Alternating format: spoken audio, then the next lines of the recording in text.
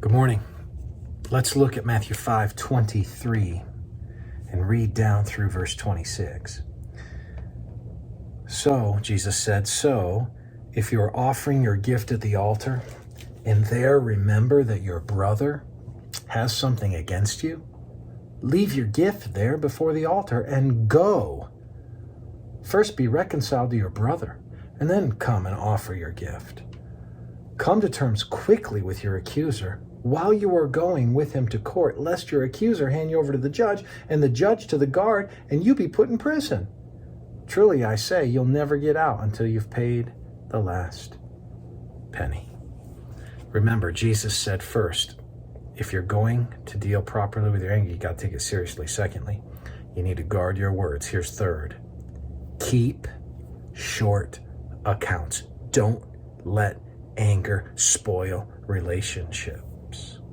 Listen, three things here.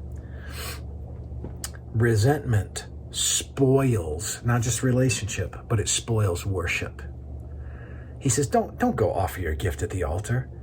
If your brother's got something against you, if something's not right in the relationship, get up and go. Make that relationship right. Don't come to the Lord if anger is what's characterizing your relationships. You got to deal with that. That's hypocrisy. That's the second thing to note. You got to keep short accounts because anger produces hypocrisy. You can kind of let that curdle on your soul. You can let that simmer. You can get that little bit of kind of a bitterness, a little cynicism, a little resentment in you. And you can ride that sucker out. And you'll be a hypocrite the entire time. See, you got to keep a short account. Resentment spoils worship. Anger produces hypocrisy. And there's a third piece here to remember. You have the responsibility to run toward resolution. You don't get the option with your brother or sister to not run toward resolution. Now, you can't always solve it, right?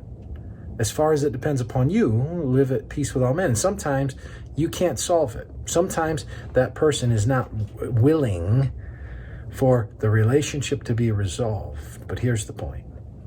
When anger emerges, when you blow it, what do? You take responsibility for what has come as a result of your anger.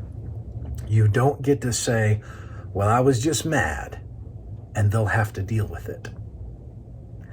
You don't get to just clep out of it. You have to take responsibility, and Jesus teaches us that. The relational contours of our anger are significant, not just to our relationships, but also to the vertical dynamic of our relationship with God. He wants us to be of a whole. In the Sermon on the Mount, he is driving that home.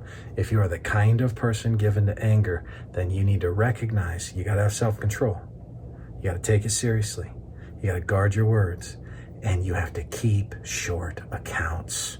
Make things right. And the Lord will bless you as a result. Take care and have a wonderful day.